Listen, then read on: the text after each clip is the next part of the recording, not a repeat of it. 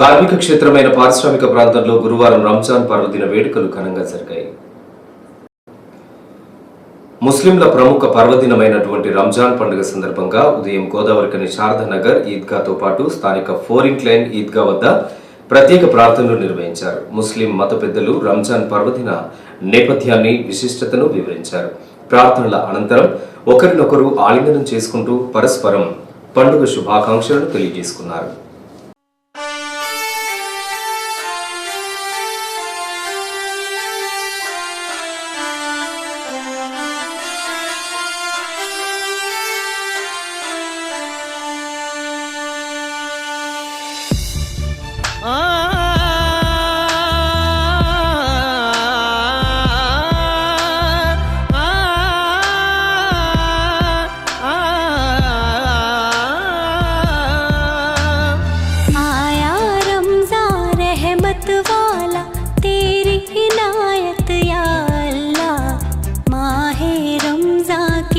हम रहमत पाएंगे, रोजा रखने की ताकत दे हिम्मत हमको या अल्लाह, सजदे में हम अपने सर को झुकाएंगे। आया रमज़ान रहमत वाला, तेरी इनायत या अल्लाह, माए रमज़ा की हम रहमत पाएंगे। सुन ले या रब अपने बंदों की, सुनता है दिल की सदा। आया रमज़ान रहमत वाला, तेरी इनायत या अल्लाह, माए रमज़ा की हम नेमत पाएंगे।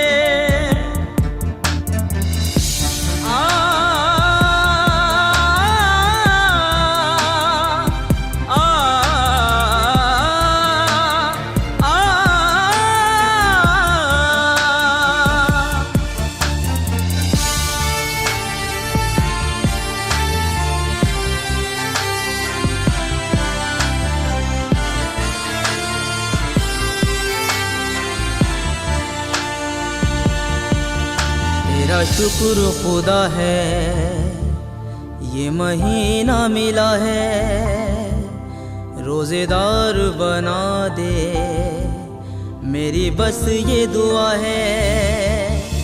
रहमतों की नजर कर दे, बंदे पुकारे सर झुकाए ये दुआ मांगते हैं।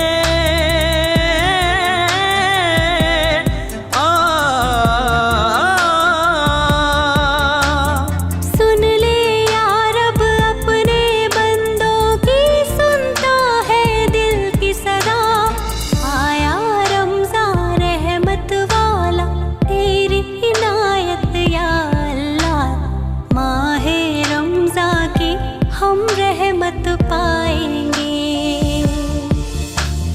आया रमज़ान रहमत वाला, तेरी इनायत या अल्लाह, माए रमज़ा की हम रहमत पाएंगे। रोज़े रखने की ताकत दे हिम्मत हमको या अल्लाह, सजदे में हम अपने सर को झुकाएंगे।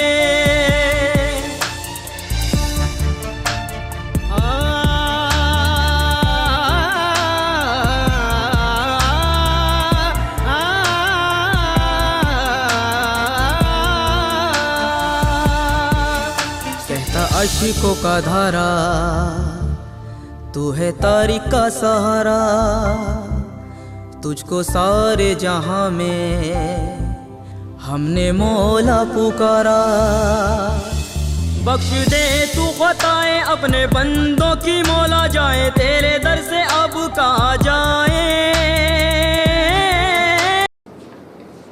రామగుండం ఎమ్మెల్యే మఖన్ సింగ్ రాజ్ ఠాకూర్, చెన్నూరు ఎమ్మెల్యే వివేక్ వెంకటస్వామి, మాజీ మంత్రి కుప్పల ఈశ్వర్, మాజీ ఎమ్మెల్యే కోరకట్టి చందర్ స్థానిక ఈద్గాలను సందర్శించారు. ముస్లిం సోదరులతో కలిసి ప్రార్థనలో పాల్గొన్నారు. అనంతరం వారు మాట్లాడుతూ ముస్లిం కుటుంబాలకు రంజాన్ పర్వదిన శుభాకాంక్షలు తెలియజేశారు. ముస్లింల సంక్షేమం, అభివృద్ధి కోసం చేస్తున్న కార్యక్రమాలను వివరించారు. आपको फिर एक बार ईद मुबारक। क्या बात है, एक बार आप लोग, मैं हर साल यहाँ पे आते रहता हूँ। जब पहले लास्ट रमजान के जब आया था तो आपसे बात हुई, एक एक जना खुलकर आगे से लेके पीछे तक एक ही वादा करें, इस बार आपको मौका देंगे, ऐसा मौका दिया, इतना प्यार बताया, इतना मोहब्बत बताया कि यहाँ पूरा तेलंगाना के लीडर रामगुंडम की तरफ देखा था, कौन है ये शख्सियत इतना बड़ा मेजॉरिटी से जीता, इतना मोहब्बत कैसा लाया, इतने लोग कैसे इसके साथ दिए होकर, आप सभी को सर झुका के शुक्रिया अदा कर रहा हूँ। हमने लास्ट इलेक्शन में एमएलए नहीं थे, मैं यहाँ पे आज बात किया थी, यहाँ पे ये लैंड को पूरा प्रोटेक्ट करना है, संभालना है। हम रेवेन्यू वालों से और सिंगरेज वालों से बात कर यहाँ पे लगभग 15 एकड़ से ज्यादा 15 एकड़ तक पूरा उसको संभालने के लिए, उसको बचाने के लिए जो यूपी का मट्टी अंदर आ रहा है, पूरा तकलीफें हो रहे हैं। यहाँ पे पूरा अतरफ दीवार बनाने के लिए हम जब इलेक्शन कोर्ट से पहले हम उसका फंड अलॉट कर दिए, हम खुद आकर यहाँ पर ट्रैक्टर लगाकर साफ कर दीवार बनाने की हम लोग फंड देंगे। आपकी मुबारकबाद दे रहा हूँ मैं। जो वादे किए जरूर निभाएंगे। राज ठाकुर जो आपका बेटा, आपका भाई, आपका घर का एक सदस्य, अगर कोई बात किया तो उसको पीछे हटने वाला नहीं, अगर गवर्नमेंट से नहीं हुई तो खुद से कुछ करने वाला इंसान है, ये एक आप लोग जानना। हमारे बड़े वाले सब यहाँ पे बोले शादी खाना अब तक नहीं हुआ, तकलीफ की बात है। पहली हुकूमत 10 साल की, हर बात में हम लोग मुसलमानों को ये करे वो करे बोलते, हम निजाम के तारीफ करे बोलते, कुछ नहीं करे, निजाम जैसा करने की कोशिश करे, पर कुछ नहीं हुआ। मगर हम ये वादा करे, वहां पे हम रमजान ये ईद शुरू होने से पहले 15 दिन पहले वहां पे गए थे, वहां पे शादी खाना के पास, पता नहीं कौन बनाया, मगर वो एक 4 फीट अंदर चले गए, 4 फीट अंदर चले गई। कोई शादी का करने का लायक नहीं है और कुछ भी नहीं है। मैं बड़े आप लोगों से बात किया था, इसको क्या करना चाहिए, इसको पूरा निकाल लेंगे, नया बनाएंगे, मुझे पूछा तो थोड़े बड़े लोग बताए, बुजुर्ग लोग, नहीं इसको ऐसे रखेंगे, इसके ऊपर क्या कर सकते देखिए। हम आप लोग पूरा कमेटी मिलकर बताओ, कल जून होने के बाद पहले महीने में हम शुरू करेंगे, जैसा आप लोग सोच रहे उस तरह करने के लिए तैयार है। नहीं उसको तैयार करते हुए और भी एक शादी खाना होना बोल तो मैं परसों एक मस्जिद पे गया था, हमारे शरीफ साहब बुलाए थे इफ्तार के लिए। वहां पर हमारे गरीब को जो पिछले हुकूमत में था वेपन कास्ट लेके आके गांव की खबरस्तान बना दिया। आप सभी लोग जानते, हम खुद कुर्सी में बैठते, अगर कुर्सी में बैठ नहीं, मगर हम लोग ओपन कास्ट हुआ तो आपका गांव बर्बाद हो जाएगा, खबरस्तान हो जाएगा, वो बोले थे जो पहले हुकूमत में से हमारा चीफ मिनिस्टर। फिर खुद कुर्सी में बैठने के बाद यहाँ पे जिन से ओपन कास्ट बने, आज हमारे गांव पीछे चले आ रहे। एक जमाना था यहाँ पे नौकरियों के लिए आते थे, आज के जमाना ऐसा है हमारे बच्चों के लिए, हमारे नौजवान बेरोजगार बच्चों के लिए दूसरे गांव जाना पड़ रहा। मगर मैं ये वादा कर रहा हूँ, आने वाले दिनों में रामगुंडम में एनटीपीसी में 300 और वलीगढ़ में पावर लाऊंगा, जब फिर पहली तरह हमारे गांव को तरक्की में लाने की कोशिश, यहाँ पे बिजनेस डेवलप करने का, रोड़ा डेवलप करने का, हर एक चीज के लिए कोशिश कर रहा हूँ, हॉस्पिटल के साथ, कॉलेजों के साथ। जो सेक्युलर है सब मुसलमान भाइयों से मैं इसके पहले भी बोला, मैं मेरे फैक्ट्रियों में सब जगह 200 से ज्यादा मुसलमान भाई लोग हमारे पास काम करते हैं और अच्छा काम करते हैं सब लोग। और हमारे पास सारी फैक्ट्रियों में काम नहीं, सीनियर मैनेजमेंट में हमारा जो फाइनेंस डायरेक्टर है वो भी मुसलमान भाई, हमारा नागपुर का फैक्ट्री का इंचार्ज जो है वो भी मुसलमान भाई। तो हम लोग कभी भी मिलते रहते और मुझे बहुत खुशी है कि हमारे साहब के साथ जो मुसलमान भाई ये आज भी वो सब हमारे साथ हैं और मैं आप लोगों को विश्वास दिलाना चाहता हूँ, भरोसा दिलाना चाहता हूँ कि हम लोग कभी भी आपके साथ रहेंगे। आपको कुछ भी मुश्किल है तो हमारे नोटिस में लाइए और हम आपके साथ मिलके काम करेंगे। तो इतना बोलते हुए आपकी इजाजत देता हूँ। राजभाई ఉందో అత్యంత పవిత్రమైనటువంటి మాసం. ముస్లిం సోదరులు వాళ్ళు పేదవారైనా ధనవంతులైనా ఈ మాసం అంతా కూడా దాదాపుగా నిద్రపోయే సమయం తప్ప మిగిలిన సమయం అంతా కూడా ఆ దేవుడి ప్రార్థనలో ఉంటారనేటువంటిది వాస్తవం.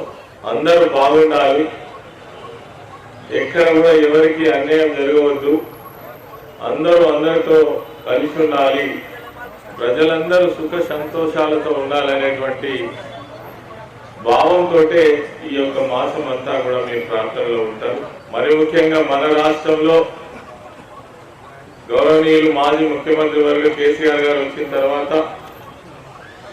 ఈ రాష్ట్రంలో ఉన్నటువంటి అన్ని మతాల వాళ్ళు ఎవరైనా మనుషులే, వారందరూ కూడా ఆర్థికంగా కావచ్చు, సాంఘికంగా కావచ్చు సంతోషంగా ఉండాలి, వారందరూ సమానంగా ఉండాలనేటువంటి ఉద్దేశంతో ఒక సెక్యులర్ ప్రభుత్వాన్ని 10 సంవత్సరాల పాటు నడిపి ఎవరికి ఎక్కడ ఇబ్బంది జరగకుండా మరి ముఖ్యంగా హైదరాబాద్ నగరంతో పాటు మరి అన్ని మతాలను గౌరవించినటువంటి ప్రభుత్వాన్ని నడిపినటువంటి వారు కేసీఆర్ గారు.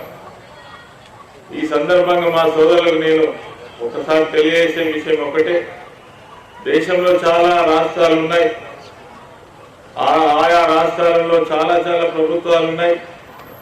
మరి ప్రభుత్వాలు ఉన్న దగ్గర అక్కడ కూడా ముస్లింలు ఉన్నారు, క్రైస్తవులు ఉన్నారు, హిందువులు ఉన్నారు.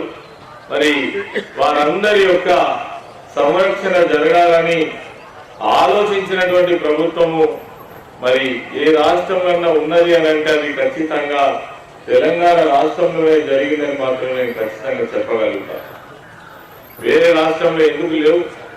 ఇక్కడ అమలు చేసినటువంటి అనేక సంక్షేమ కార్యక్రమాలు మరి ముఖ్యంగా మా ముస్లిం మైనారిటీ సోదరుల కోసం ఇమాం మౌజూన్లకు ఎక్కడైనా వాళ్ళని గుర్తించి వాళ్ళని ఆర్థికంగా ఆదుకోవాలని ఆలోచన చేసిన రాష్ట్రం ఎక్కడ లేదు. వాళ్ళ మత విశ్వాసాలను కాపాడాలని, వాళ్ళ ఆర్థిక వృద్ధిని పెంచి పోషించాలని, వాళ్ళు కూడా చదువుకోవాలని, వారికి ఉన్నటువంటి టెంపుల్స్ అయితే ఏవైతే మసీదులు ఉన్నాయో, దర్గాలు ఉన్నాయో వాటిని కూడా డెవలప్ చేయాలని ఎక్కడ కూడా బడ్జెట్ నుంచి డైరెక్ట్ గా డబ్బులు పెట్టి మరి డెవలప్ చేసినటువంటి సందర్భాలు కూడా దేశంలో ఎక్కడ లేవు. అవి కేసీఆర్ గారి పరిపాలనలోనే అనేక సంక్షేమ కార్యక్రమాలు వచ్చినాయి. మన ఇమాం సాబులు, మౌల్ సాబులు, మస్జిద్ కమిటీ పెద్దలందరూ కూడా ఈ ప్రాంతంలో ఉన్నటువంటి ముస్లిం సమాజాన్ని చాలా గొప్పగా మంచి క్రమశిక్షణతోని నడిపిస్తూ ఉన్నారు. ఈ యొక్క రంజాన్ మాసంలోనైతే మాత్రం అందరూ కూడా ఖురాన్ పఠనం చేసేటువంటి విధంగా, అందరూ కూడా రోజాలు ఉండేటువంటి విధంగా చాలా గొప్పగా గోదావరి కనిలో ఒక క్రమశిక్షణకు మారుపేరుగా నడుస్తూ ఉన్నది. అల్లాని ఈ సందర్భంగా మేము అదే కోరుకుంటున్నాం. అందరూ కూడా ఈ యొక్క సమాజం ఏదైతే మేమందరం కూడా బాగుండాలని ఈ యొక్క రంజాన్ మాసంలో మేమందరం దీక్షలు మీరందరూ కూడా రోజాలు పాటించినారో అందరూ కూడా సుఖ సంతోషాలతోని, ఆయుర ఆరోగ్యాలతోని, అష్టైశ్వర్యాలతోని మీరందరూ కూడా ఉండాలని మనస్ఫూర్తిగా ఆ యొక్క అల్లాను ప్రత్యేకంగా ప్రార్థన చేస్తూ ఇమాం సాబులకు, మౌల్ సాబులకు ప్రత్యేకంగా తెలంగాణ ప్రభుత్వం అనేక విధాలుగా సహకారం అందించింది. నన్ను మీరందరూ కూడా ఆశీర్వదించి ఎమ్మెల్యేగా గెలిపించిన తర్వాత 2 ఏళ్ల పాటు ఈ యొక్క కరోనా మహమ్మారితో ఇబ్బందుల పాలైనం. అయినా కూడా ఈ ప్రాంతంలో ఉన్నటువంటి అనేక సమస్యలను పరిష్కారం చేసేటువంటి దిశగా పాటుపడ్డాం. ఇక్కడ ఒక 500 కోట్ల రూపాయలతో ఒక మెడికల్ కళాశాలను ఏర్పాటు చేయగలిగిన ఈ ప్రాంతంలో ఉన్నట్టు ఈ యొక్క ఈద్గా కోసం మన పెద్దలందరూ చాలా సందర్భాలలో చెప్పారు. 20 లక్షల రూపాయలను ఈ ఈద్గా ప్లాట్ఫామ్ కోసం కూడా టెండర్ ప్రాసెస్ కూడా మొదలు పెట్టాం. దురదృష్టం మేమందరం కూడా అనుకోకుండా పోయినసారి ఎన్నికలలో పరాజయం పాలైన. అయినా కూడా తప్పకుండా అభివృద్ధి అనేది కంటిన్యూ ప్రాసెస్. కేసీఆర్ గారు కేటీఆర్ గారు ఒక 100 కోట్ల రూపాయలు ఇచ్చారు. ఆ 100 కోట్ల రూపాయలతో కూడా డెవలప్ ప్రాసెస్ అంతా కూడా జరుగుతూనే ఉంటుంది. ఇప్పుడు ప్రస్తుతం ఎమ్మెల్యే అయినటువంటి వాళ్ళు కూడా ఆ యొక్క కంటిన్యూస్ ప్రాసెస్ చేస్తూనే ఉంటారు. అభివృద్ధి అనేది నిరంతరమైనటువంటి ప్రక్రియ. ఈ యొక్క మానవ సంబంధాలు కానీ మానవ విలువలు కానీ తప్పకుండా కాపాడేటువంటి విధంగా ఖురాన్లో బోధించినటువంటి విధంగా ఎటువంటి చెడు అలవాట్లకు బానిసలు కాకుండా ఈ యొక్క మార్గంలో పెద్దలు చెప్పినటువంటి విషయాలన్నింటినీ కూడా పాటించుకుంటూ ముందుకు పోవాలి.